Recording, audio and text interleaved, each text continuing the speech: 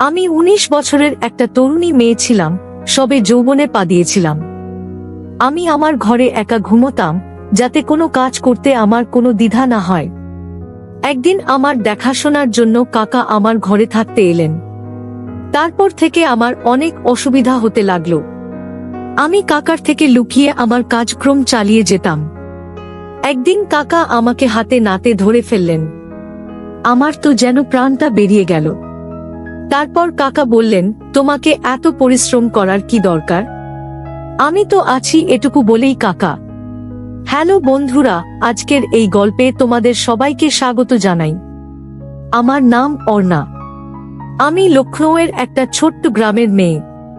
আমার বাবা রিক্সা চালান আর মা ঘর সামলান। আমার পরিবারে মা বাবা ছাড়াও আমি আর আমার একটা ছোট ভাই আছে।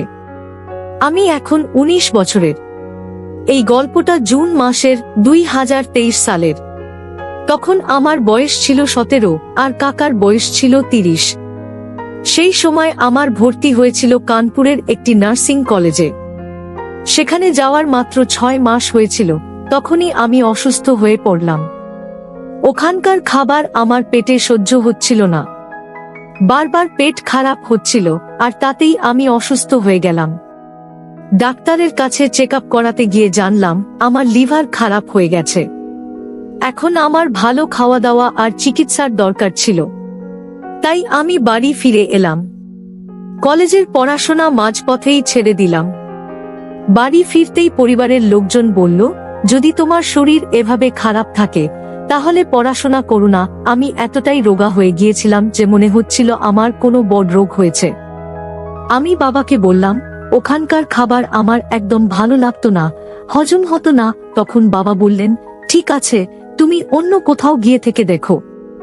যদি ওখানকার পরিবেশ পছন্দ হয় তাহলে ভালো, না হলে ফিরে এসো, এখান থেকেই পড়াশোনা করো। আমি আর ফিরতে চাইছিলাম না। কিন্তু দাদু বাবাকে বললেন, যদি ওর পড়াশোনা ওখান থেকে ঠিকঠাক চলে তাহলে ওর মাকে ওর সঙ্গে পাঠিয়ে দাও, ওর মা ওর দেখাশোনা করবে। তখন বাবা মাকে বললেন, তুমি অর্ণার সঙ্গে ওর কলেজে চলে যাও, ওখানেই থাকো। কিন্তু মা যেতে রাজি হলেন না। বললেন, ওখানে ওর কাকা থাকে, ওকে কাকার কাছে পাঠিয়ে দাও, ওখানে থেকেই পড়াশোনা শেষ করবে, খরচও কম লাগবে। তারপর ১০ দিন পর কাকা বাড়ি এলেন। বাবা আমাকে কাকার সঙ্গে কানপুর পাঠিয়ে দিলেন। এখন আমি কাকার ঘরে থেকে পড়াশোনা করব।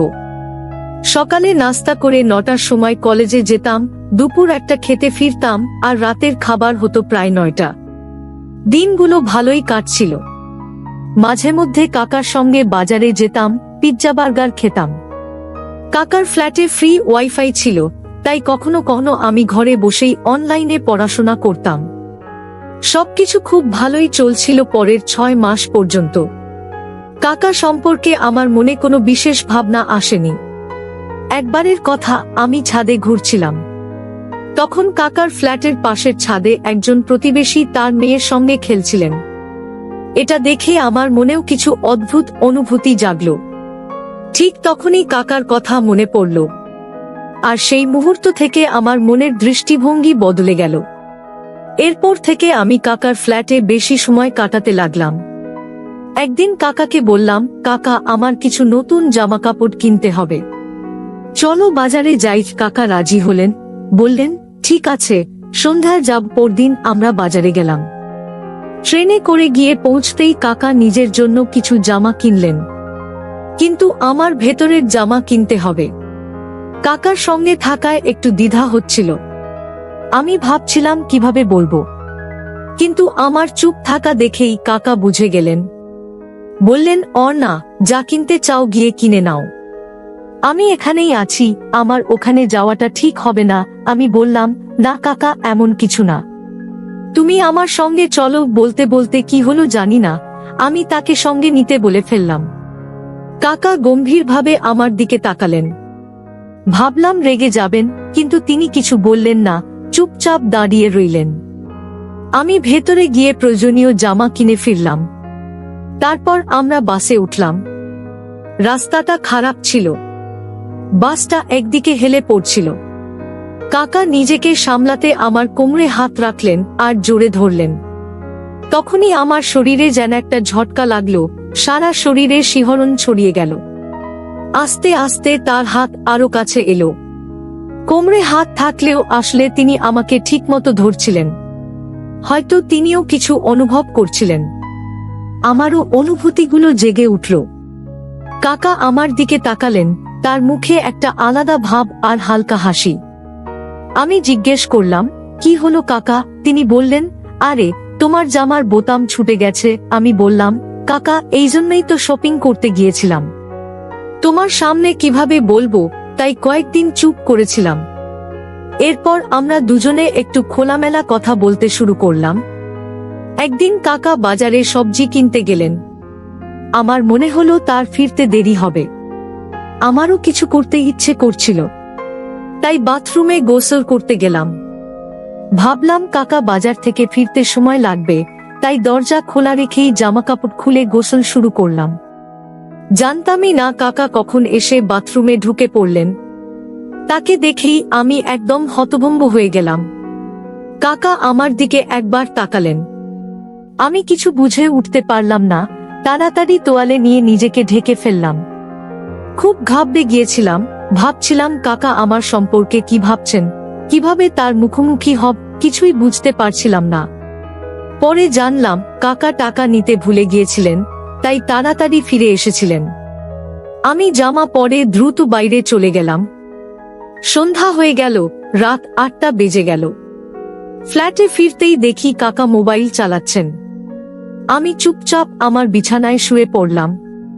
কাকা আমার দিকে তাকালেন। ভাবলাম রাগ করবেন, কিন্তু তিনি বললেন, কি হলো অর্ণা?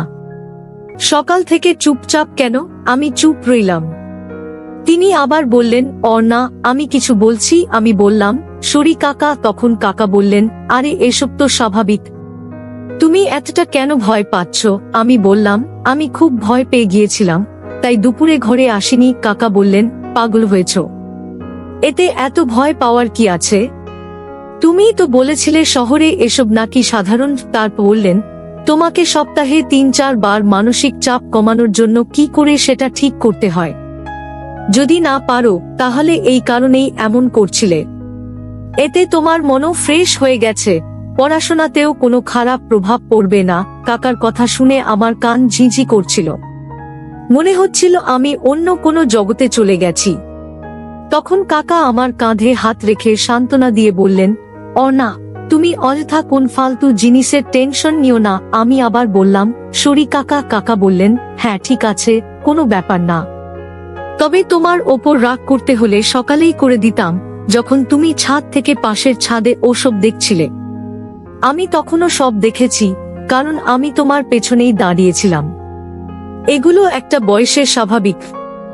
তারপর কাকা বললেন, অর্ণা যদি খারাপ না লাগে তাহলে একটা কথা জিজ্ঞেস করি। আমি বললাম, হ্যাঁ জিজ্ঞেস করো কাকা। তিনি জিজ্ঞেস করলেন, তুমি সপ্তাহে কতবার নিজের মনের অস্থিরতা বা উদ্বেগ কমানোর চেষ্টা করো? আমি তৎক্ষণাৎ বললাম, কাকা এটা কি জিজ্ঞেস করছো? তিনি বললেন, তুমি বলো না, শুধু কথা বলছি তো। আমি বললাম, না কাকা, মাঝে মধ্যে মনে খেয়াল এলে করি। তখন কাকা জিজ্ঞেস করলেন, অর্ণা আমাকে বলো, তুমি কি কখনো ওই ধরনের মনের অস্থিরতায় ভুগেছ?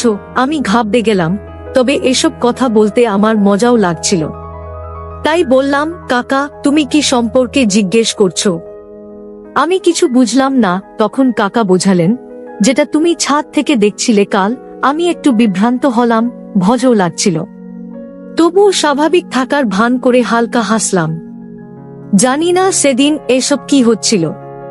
কাকা আবার জিজ্ঞেস করলেন, বলো না। আমি বললাম, কাকা আমি এখনো সেসব মনের অস্থিরতা কমানোর সঠিক পথ জানি না। তিনি বললেন, তাই তো, এসব মন বুঝে সামলাতে শিখতে হবে। যদি পড়াশোনায় মন দিতে চাও তাহলে সপ্তাহে 2-3 বার মনকে শান্ত করার চেষ্টা তো করতেই হবে, নইলে মনে চাপ থাকবে। এরপর কাকাকে দেখার আমার দৃষ্টিভঙ্গি পুরো বদলে গেল। একদিন দুপুরে আমি ঝাড়ু দিচ্ছিলাম, কাকা এসে পড়লেন। আমি দুপুর সরিয়ে রেখে ঝুঁকে কাকার সামনে ঝাড়ু দিতে লাগলাম। ঝুঁকতেই আমার খোলা গলা দিয়ে নেকলেসটা দেখা যাচ্ছিল। আমি জেনে শুনে এভাবে ঝাড়ু দিচ্ছিলাম। কাকার চোখ আমার ওপরতেই আমার শরীরে যেন বিদ্যুৎ খেলে গেল। আমি কাকাকে দেখছিলাম এভাবে। 1 মিনিট চলল, তারপর আমার আর নিয়ন্ত্রণ হলো না। কাকাও বুঝে গেলেন আমি তাকে কিভাবে দেখছি। তিনি বাইরে চলে গেলেন। যাওয়ার সময় বললেন, অর্ণা, নিজেকে একটু সামলাতে শেখো। আমি কিছু বলতে পারলাম না। তারপর একা একা নানা কথা ভাবতে লাগলাম। কাকা আমার মন ভালো করে দিয়ে বাইরে চলে গেলেন। আমি কি করব ভেবে নিজের মনের অস্থিরতা কমানোর চেষ্টা শুরু করে দিলাম। দেখলাম কাকা দরজার আড়াল থেকে দেখছেন। আমি একবার দেখে নিলাম কাকা এখানেই আছেন, লুকিয়ে আমাকে দেখছেন। তাই আমি দরজার সামনে সোজা হয়ে দাঁড়ালাম। মন শান্ত করার জন্য কিছু শারীরিক কসরত করতে লাগলাম, যাতে কাকা দেখতে পান আমি ঠিক আছি। কিছুক্ষণ পর আমি বিছানায় জড়িয়ে ঘুমিয়ে পড়লাম। ঘুম ভাঙতে দেখি সন্ধ্যা হয়ে এসেছে। কাকা চা নিয়ে এলেন। বললেন, কিভাবে হলো যে তুমি হঠাৎ এত ক্লান্ত হয়ে ঘুমিয়ে পড়লে? আমি বললাম, কাকা, জানি না কিভাবে ঘুমিয়ে পড়লাম। আমি দুপুরে কখনো ঘুমোই না, ঘুমলেও এতক্ষণ না। কাকা বললেন, কোনো ব্যাপার না, হয়ে যায়। ওঠো, চা খাও, ফ্রেশ হয়ে নাও। চা খেতে খেতে আমি দুপুরের কথা তুললাম। বললাম, কাকা, একটা কথা জিজ্ঞেস করব দুপুরের ব্যাপারে। তিনি বললেন, হ্যাঁ জিজ্ঞেস করো। আমি বললাম, কাকা, আমার আচরণ কি ঠিকঠাক আছে? কাকা বললেন, জানি না অর্ণা, আমি তো মনোবিদ নই। আমি বললাম, কাকা, আমার বান্ধবীদের দেখে মনে হয় আমি খুব আবেগপ্রবণ। তিনি বললেন, এটা নিয়ে আমি কিছু বলতে পারবো না। আমি বললাম, কাকা, এটা আবেগ নিয়ন্ত্রণ করা বড় হয় কিভাবে? কাকা বললেন, আমি জানি না। আমি বুঝলাম কাকা ভান করছেন, তাই কথা চালিয়ে গেলাম। এভাবে আরো কিছুক্ষণ কথা হলো। তারপর আমি ফ্রেশ হতে চলে গেলাম। এই ঘটনার 10 দিন পর কাকা দুপুরে আমাকে বসিয়ে বললেন, অর্ণা, একটা কথা বলো, তুমি কি সপ্তাহে 3 বারের বেশি মনের অস্থিরতায় ভুগো? আমি বললাম, না কাকা, সেদিনই শেষবার হয়েছিল, তারপর আর হয়নি। তিনি বললেন, আরে, তোমাকে তো বলেছিলাম সপ্তাহে 2-3 বার মন শান্ত করার চেষ্টা তো করতেই হবে। তা না হলে সেদিন তোমার হাতে মোবাইলও ছিল না, তাহলে হঠাৎ কিভাবে শুরু করলে? আমি বললাম, কিছু না, মন চাইলো তাই করে ফেললাম। কাকা বললেন, কিছু না দেখে হঠাৎ করে কিভাবে? আমি বললাম, কাকা, যদি খারাপ না লাগে তাহলে একটা গোপন কথা বলি। তিনি বললেন, হ্যাঁ বলো, এতে জিজ্ঞেস করার কি আছে? আমি বললাম, কাকা, সেদিন তোমাকে দেখে আমি একটু ঘাবড়ে গিয়েছিলাম, তারপর সেই ভেবেই শুরু করে দিয়েছিলাম। কাকা বললেন, অর্ণা, আমার একটা কথা মনে রেখো, মাথা হালকা রাখতে মাঝে মধ্যে মনের জমে থাকা আবর্জনা, মানে দুশ্চিন্তা, বের করে ফেলতে হয়। আমি বললাম, ঠিক আছে কাকা। তিনি বললেন, পরের বার যখনই মন চায় মন শান্ত করার সঠিক পথ বেছে নিও। আমি বললাম, ঠিক আছে কাকা। তারপর কাকা কোথায় যেন চলে গেলেন। ঘরে কাকার একটা ছোট রুমাল দেখতে পেলাম। হাতে নিতেই দেখি তাতে একটা ছিদ্র। সেই ছিদ্র দেখে আমার মনটা উতলা হয়ে উঠল। আমি সেটা জড়িয়ে এদিক ওদিক করতে লাগলাম। এভাবেই দিন কাটছিল। একদিন দুপুরে কাকা আমার কাছে এসে বললেন, ভাগ্নি, তোর পড়াশোনা কেমন চলছে? আমি বললাম, ভালো চলছে কাকা। তিনি আমার দিকে তাকিয়ে হাসলেন। আমি সুযোগ বুঝে বললাম, কাকা, আমার এখন মনটা খুব অস্থির। তিনি বললেন, ঠিক আছে, কোনো ব্যাপার না, আমি অন্য ঘরে চলে যাচ্ছি। আমি বললাম, আরে না কাকা, তুমি এখানেই থাকো, আমাকে বলো ঠিক আছে কিনা। কাকা কিছুক্ষণ গম্ভীর চোখে আমার দিকে তাকালেন।